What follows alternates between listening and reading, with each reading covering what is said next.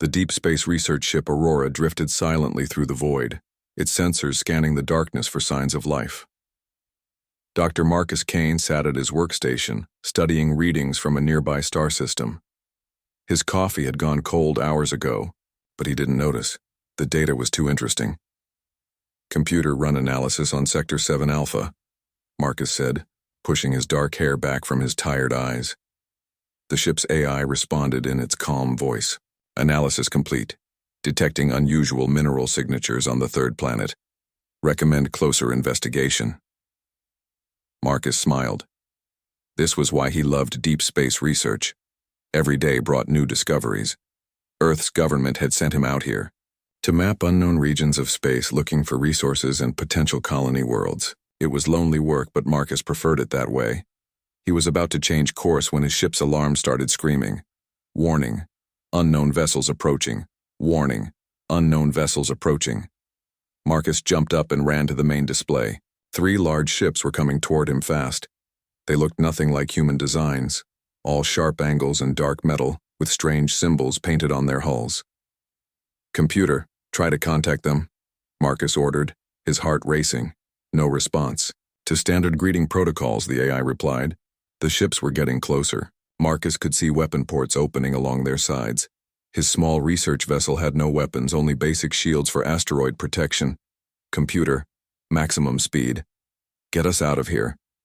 The Aurora turned and started to flee, but the alien ships were much faster. Within minutes, they had surrounded him. Energy beams shot out from the lead ship, hitting his shields. The lights flickered as power systems struggled. "Shields at 30%, the computer announced.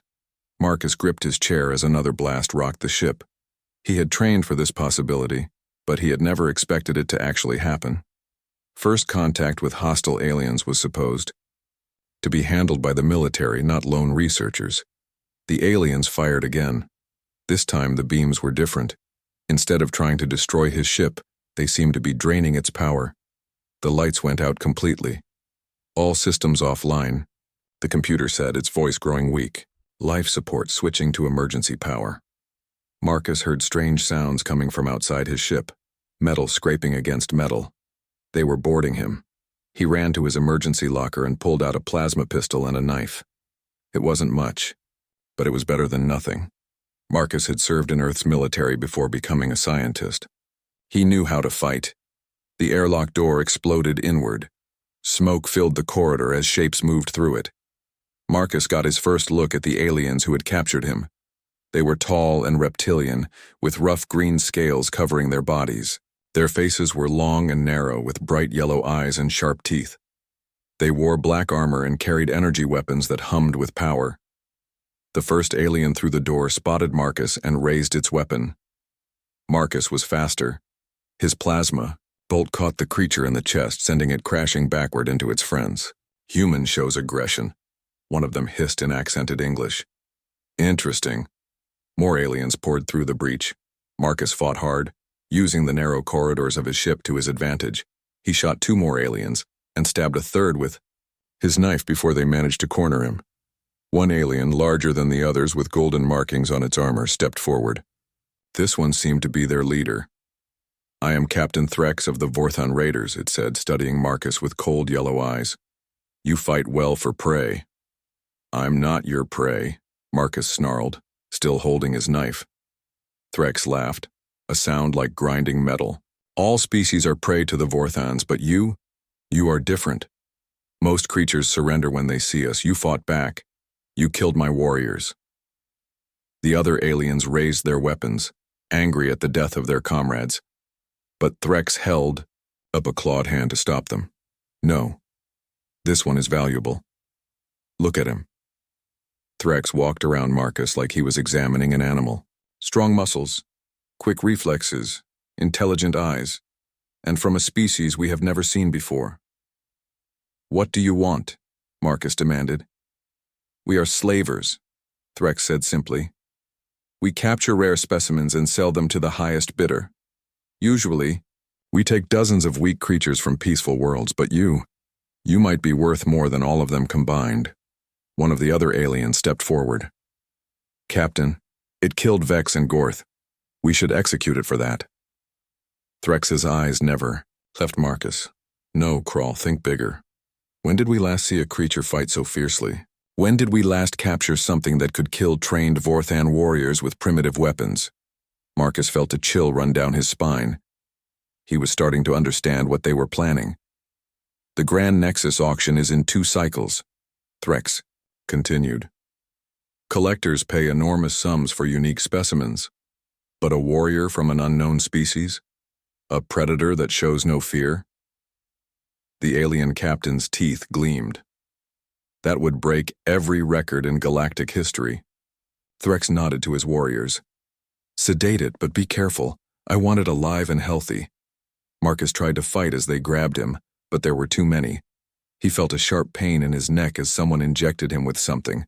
The world started to spin. Wait, he gasped, fighting to stay conscious. My ship, the data, will be examined, Threx said. We want to know everything about your species and your world. The buyers will pay extra for complete information. As the drugs took effect, Marcus heard Threx giving orders to his crew. Search everything, copy all data files. I want to know where this creature came from and if there are more like it. Marcus tried to speak, tried to warn them that Earth would come looking for him, but his tongue wouldn't work. The sedative was too strong. The last thing he saw before losing consciousness was Threx standing over him, yellow eyes gleaming with greed. Yes, the alien captain hissed. The Grand Nexus auction will remember this day, the day we brought them the most dangerous prize in the galaxy.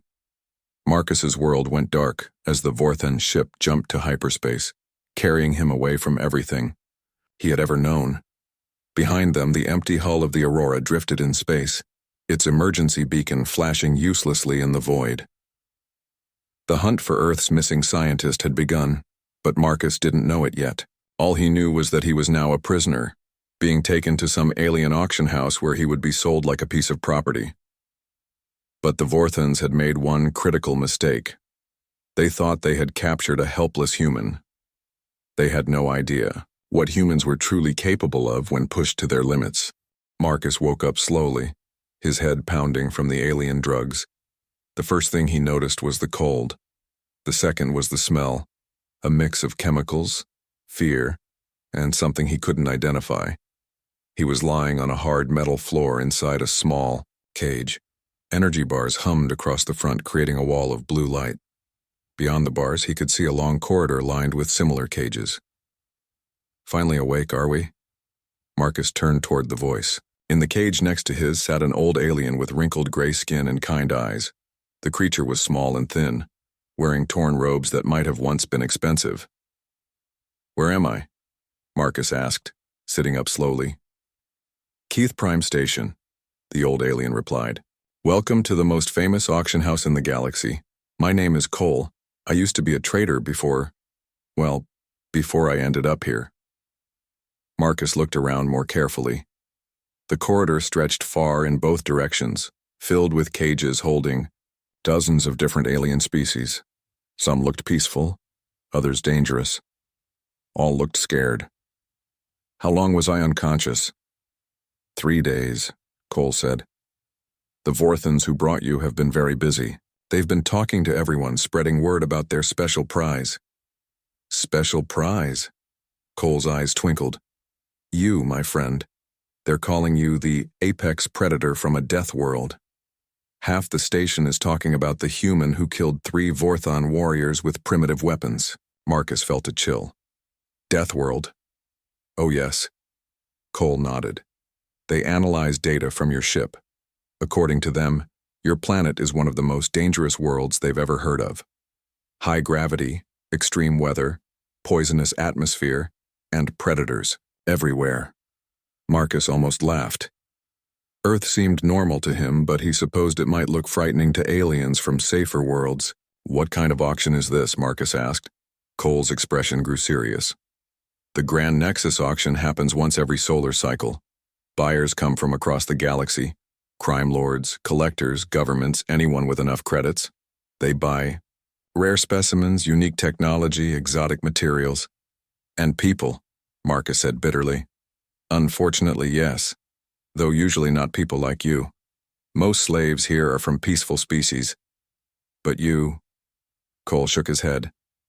I've been coming to these auctions for 50 years, as a buyer and now as merchandise. I've never seen so much interest in a single item. Over the next few hours, Marcus learned more about his situation. Guards walked past regularly, different alien species working for the auction house. They all stared at him with a mixture of fear and curiosity. The other prisoners told him stories they had heard from the guards. 3 major bidders were already preparing for his auction. The Galactic Hegemony wants you for their military, whispered a bird-like alien from across the corridor. They think one human could train their soldiers to be better fighters. A slug-like creature added, Crime boss Vila Rex wants you for her gladiator rings. She's never had a fighter from a death world before. And Lord Thane, Cole said quietly. Nobody knows what he wants. He's a mystery collector. Buys the strangest items and then they disappear forever. Marcus spent his time carefully studying the station's layout. Every time guards passed, he memorized their routines. When maintenance workers came to clean, he watched how they accessed different systems. The energy bars on his cage were controlled by a panel near the ceiling. The lock was electronic, but Marcus had noticed that during feeding time they temporarily reduced the power to slide food through a small opening. What are you planning? Cole asked, watching Marcus examine the ceiling. Nothing yet, Marcus replied. Just learning. But that wasn't entirely true. Marcus's military training was kicking in. He was already thinking of escape routes, weapon possibilities, and ways to help the other prisoners. On his second day in the cage, something interesting happened. A maintenance worker came to repair a broken light in the corridor. The alien was small and nervous, constantly looking over his shoulder. When the worker passed Marcus's cage, he dropped his tools. As he bent to pick them up, he whispered quickly, Not all of us agree with slavery. Some of us are watching. Be ready. The worker left before Marcus could respond, but the message was clear. He had potential allies on the station. That evening, Marcus used his knowledge of electronics to make something useful. He had torn small pieces of metal from his cage and combined them with threads from his clothing. Working in the dark while the guards were away, he created a simple communication device. Impressive, Cole said, watching Marcus work. Most species would just sit and wait for rescue. Humans don't wait, Marcus replied. We make our own opportunities. The device was crude, but it worked. Marcus managed to tap into the station's communication system and listened to conversations between guards and auction officials. What he heard made his blood run cold. The bidding will start at 5 million credits, one official was saying. But we expect it to go much higher. The hegemony has authorized up to 20 million. Vila Rex claims she'll pay 30 million. What about Lord Thane? Another voice asked. He hasn't set a limit. His representative just said, whatever it takes. Marcus shared this information with the other prisoners. Many of them had been captured from peaceful worlds and had never heard of such high prices. 5 million credits could buy a small starship. One prisoner whispered. 30 million could buy an entire moon, added another. But Marcus wasn't thinking about the money. He was thinking about what it meant. If these aliens were willing to pay such enormous sums for one human, what would they do when they learned about Earth's billions of people? On his third day, guards came to prepare him for the auction. They gave him new clothes, simple but clean, and checked his health with medical scanners. Perfect specimen, one guard noted. Strong vital signs, excellent reflexes, high intelligence. Readings. Captain Threx appeared, looking pleased with himself. Tomorrow is the big day, human. You're going to make me very rich. What happens to the others? Marcus asked, nodding toward his fellow prisoners. Threx shrugged. They get sold too, but for much less. You're the star of this auction. After Threx left, Marcus spent the night, talking quietly with Cole and the other prisoners. He shared what he knew about human technology and culture, though he was careful not to reveal too much. Your species sounds remarkable, Cole said. I hope whoever buys you treats you well. Marcus looked at the old trader with determination in his eyes. Nobody's buying me, Cole. Humans aren't property, we're free beings, and we stay free. As dawn approached on Keth Prime Station, Marcus prepared for the biggest challenge of his life. The auction that would supposedly sell him to the highest bidder. But Marcus had other plans. The galaxy was about to learn what happened when you tried to cage a human. The auction day arrived with noise and excitement throughout Keth Prime Station. Marcus could hear the sounds of crowds gathering, alien voices speaking in dozens of different languages, and the hum of expensive transports docking at the station. Big, day to day, Cole said from his cage. I've never seen so many buyers for a single auction. Marcus was checking his makeshift communication device when guards arrived to take him away. They wore ceremonial armor instead of their usual uniforms, showing how important this auction was considered. Time to go, Death World Predator, the lead guard said with a nervous laugh. Your audience awaits. They placed special restraints on Marcus, metal cuffs that hummed with energy. When he tested them, a small shock ran through his arms. Don't try anything stupid, the guard warned.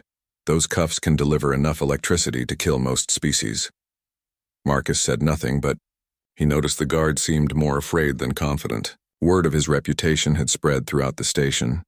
They led him through corridors he had never seen before. The walls here were decorated with expensive artwork and rare crystals. This was the wealthy section of Keth Prime, where serious buyers stayed during auctions. The auction hall was massive. Hundreds of seats filled the space, arranged in a circle around a raised platform. Each seat had a small control panel for placing bids. Large screens showed close-up views of whatever was being sold. Marcus could see the buyers as he was led to a holding area behind the stage. Most were aliens he didn't recognize. Some humanoid, others completely strange.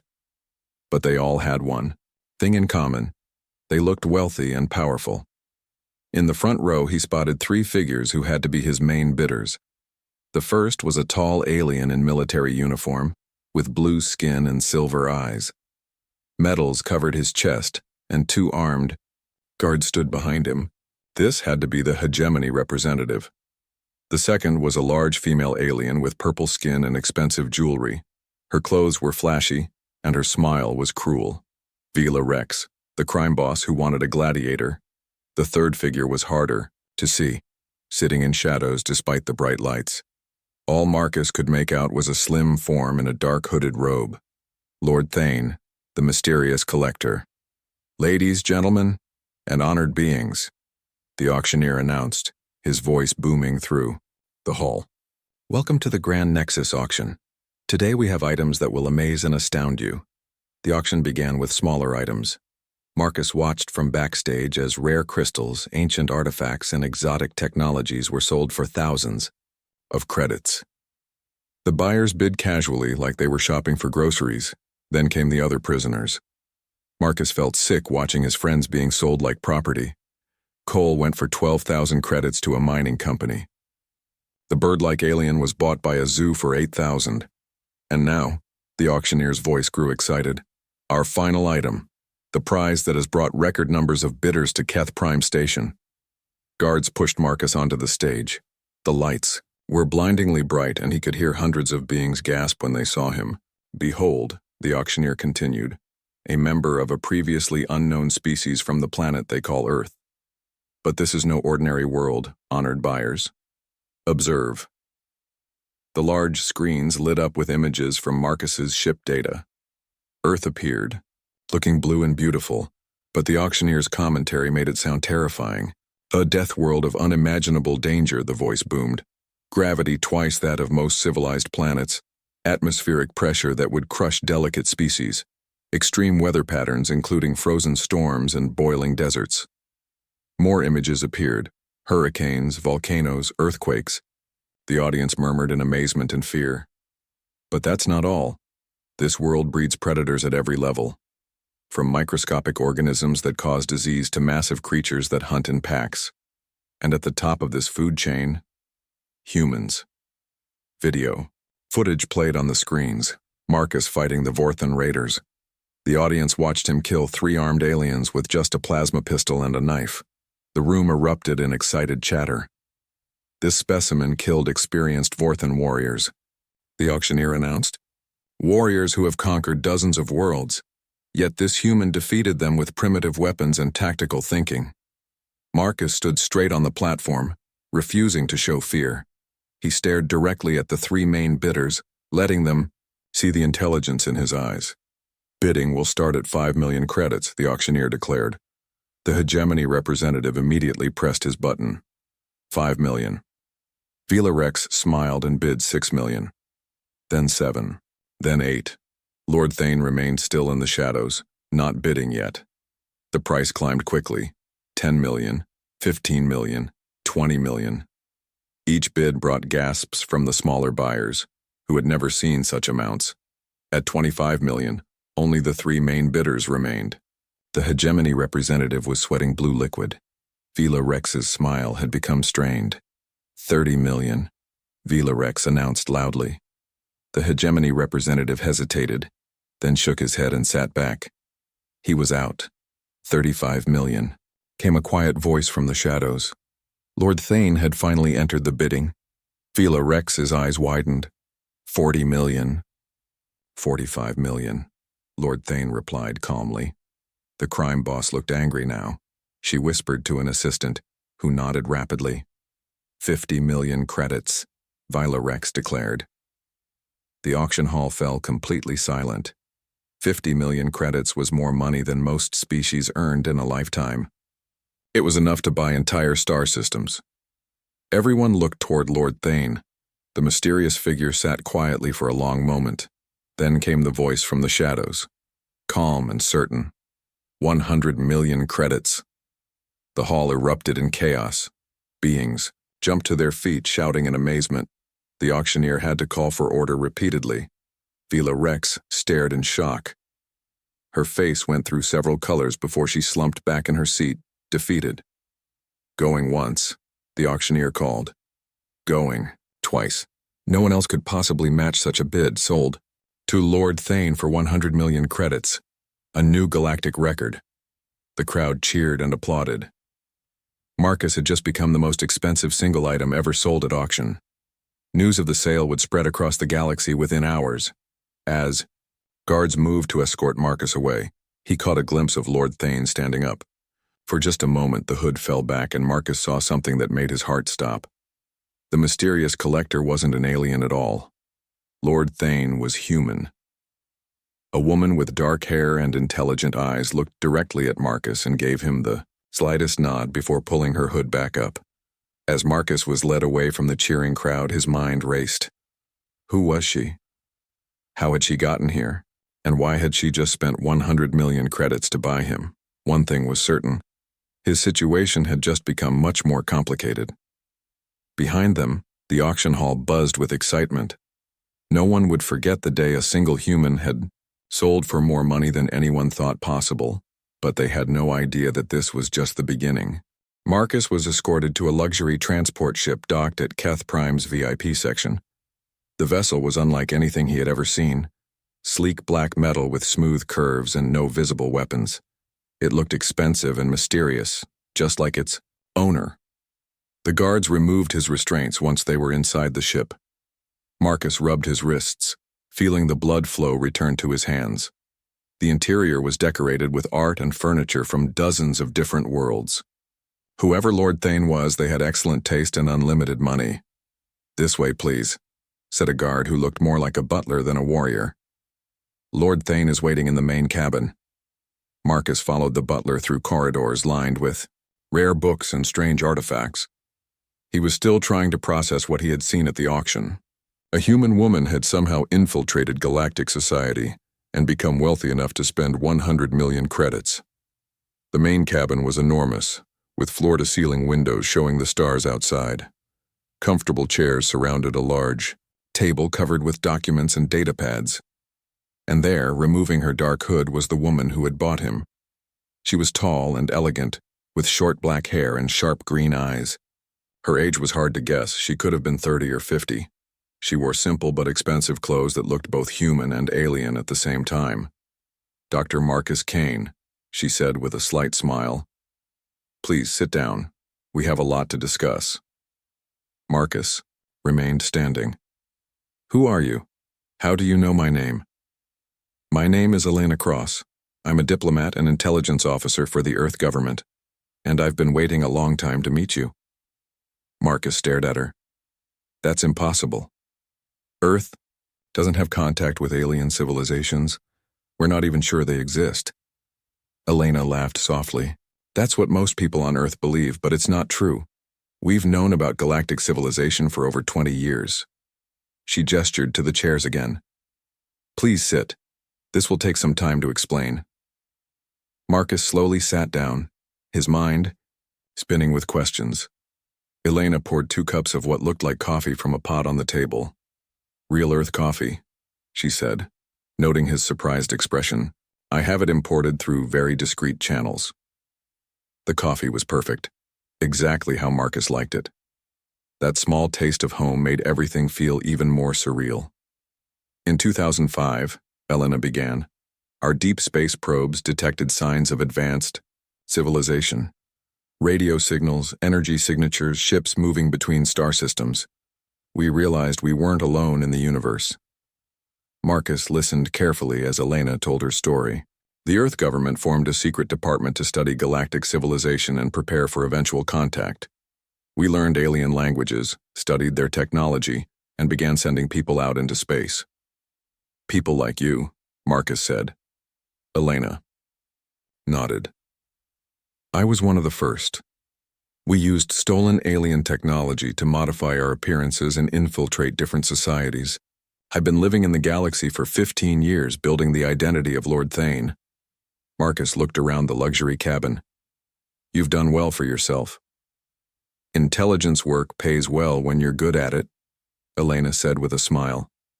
I've been gathering information about galactic politics, military capabilities, trade routes, and technology. Everything Earth will need when we make official contact.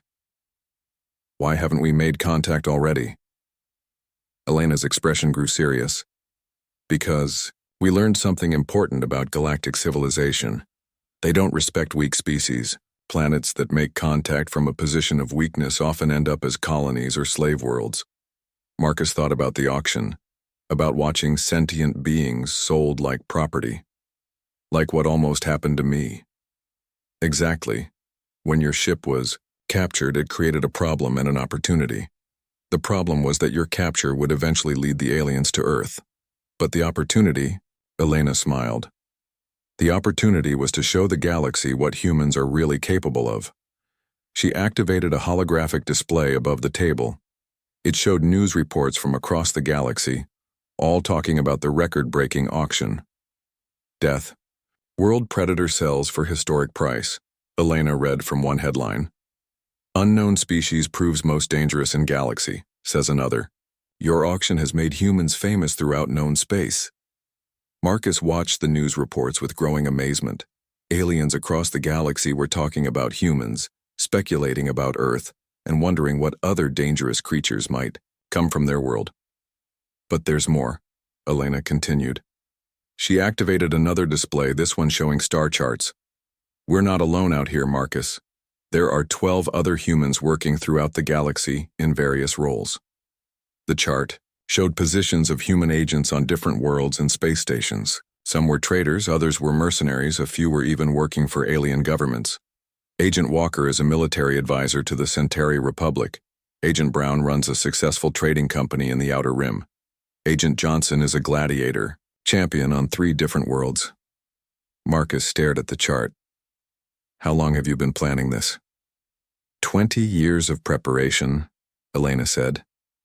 We've been slowly building a network, gathering intelligence, and waiting for the right moment to reveal ourselves. And my capture provided that moment? Elena nodded. Your auction has given us something we could never have created ourselves, fear and respect. Half the galaxy now believes humans are unstoppable warriors from a nightmare world. The other half is curious about these mysterious newcomers. She stood and walked to the window, looking out at the stars. Fear and curiosity are much better than pity or contempt. When Earth makes official contact, it will be as equals, not as primitives begging for acceptance. Marcus joined her at the window. What happens now? Now we use the attention your auction created. Tomorrow we send a message to the entire galaxy. We reveal Earth's location, but we also reveal Earth's strength. Elena activated another display, this one showing images of Earth's cities, spaceships, and military forces. Marcus was amazed to see technology he had never known existed. "We've been busy while our agents gathered intelligence," Elena explained. "Earth has developed faster than light travel, energy weapons, and defensive systems. We're not the primitive world the galaxy thinks we are." Marcus looked at the images of Earth's secret space fleet. "How did you keep this hidden?" "Very carefully. The public knows about space exploration and research, but not about military preparation or alien contact. That will change soon." Elena turned back to Marcus. "Your escape from captivity wasn't an accident, Dr. Kane. It was the opening move in Earth's introduction to galactic politics." Marcus realized the full scope of what he was hearing. "You're starting a war?" "No," Elena said firmly. "We're preventing one.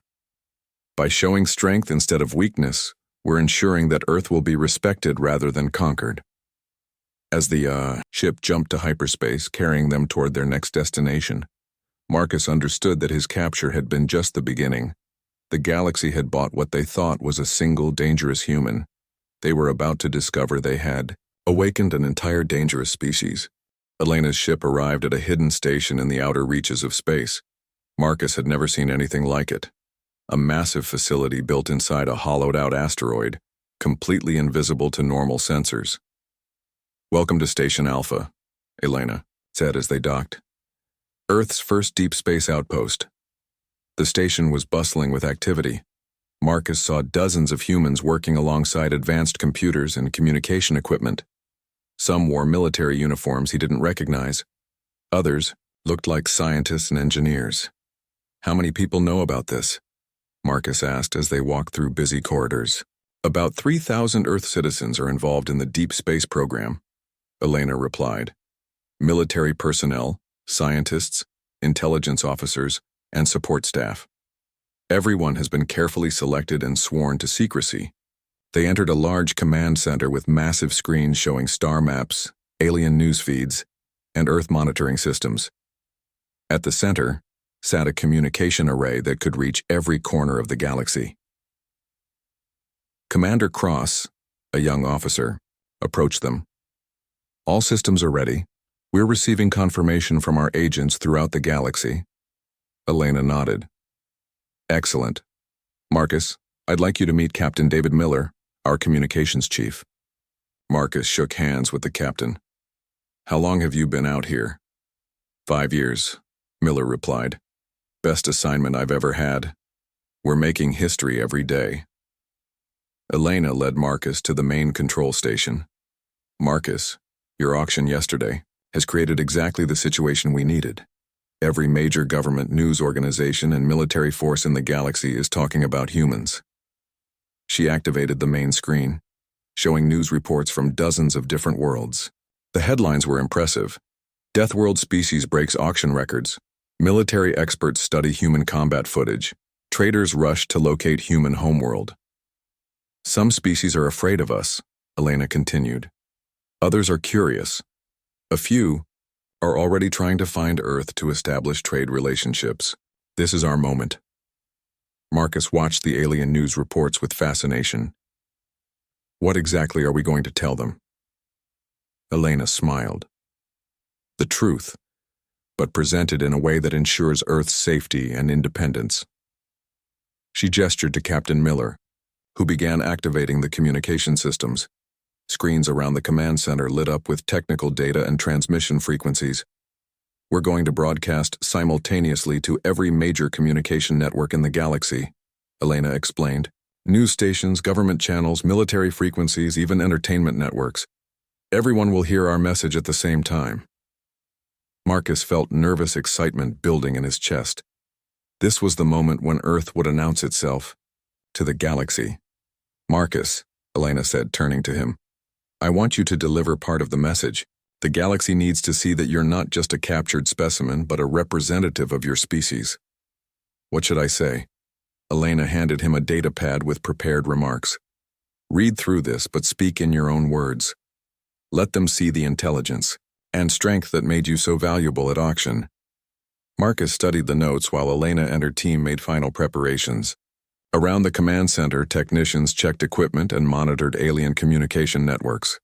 All stations report ready, Captain Miller announced. We have clear channels to over 10,000 worlds and space stations. Elena took her position in front of the main camera. She had changed into a formal military uniform with Earth insignia. Marcus stood beside her, wearing clean civilian clothes that had been provided by the station. Begin transmission, Elena ordered. The camera activated, and Marcus knew they were now broadcasting to billions of alien beings across the galaxy. Citizens of the galactic community, Elena began, her voice clear and confident. I am Commander Elena Cross of the Earth Defense Force. Yesterday, you witnessed the auction of what you believed was a captured specimen from an unknown world. She paused, letting the significance of her words sink in across the galaxy. That specimen was Dr. Marcus Kane, a respected scientist and citizen of Earth. He was not a primitive creature to be bought and sold. He is a representative of humanity, a species that has been watching your civilization for over 20 years. The screens around the command center showed alien news anchors scrambling to process this information. Some looked shocked, others excited, a few appeared frightened. Elena continued. Earth has been preparing for contact with galactic civilization. We have studied your languages, your cultures, your technologies, and your politics. We come to you not as supplicants seeking guidance, but as equals ready to take our place among the stars. Now it was Marcus's turn. He stepped forward, looking directly into the camera. My name is Marcus Kane, he said firmly. I was captured while conducting peaceful research, but I was never broken. Humans do not surrender. We do not accept slavery. We protect ourselves and our friends. Behind them, the screens showed images of Earth, not the death world portrayed at the auction, but a beautiful planet with thriving cities and advanced technology. Earth is home to 7 billion humans, Marcus continued. We have developed faster-than-light travel, advanced manufacturing, and defensive capabilities. We offer friendship to those who respect us, and we promise swift consequences to those who threaten us. Elena stepped forward again. As of today, Earth claims its rightful place in galactic civilization. We demand full recognition as a sovereign species with all associated rights and protections. The images behind them changed to show Earth's space fleet, dozens of sleek warships armed with advanced weapons. Marcus was amazed to see technology that rivaled anything the Vorthans or other species possessed. To those who would be our friends, Elena said, we offer trade, knowledge, and cooperation. To those who would be our enemies, we offer this warning. Humanity has never lost a war when our survival was at stake. The broadcast showed footage of human agents throughout the galaxy, the traitors, advisors, and warriors who had been secretly working for years. The message was clear. Humans were already established throughout galactic civilization. This concludes our first official communication, Elena said. Earth will establish diplomatic relations with any government that recognizes our sovereignty. Trade negotiations will begin immediately with interested parties.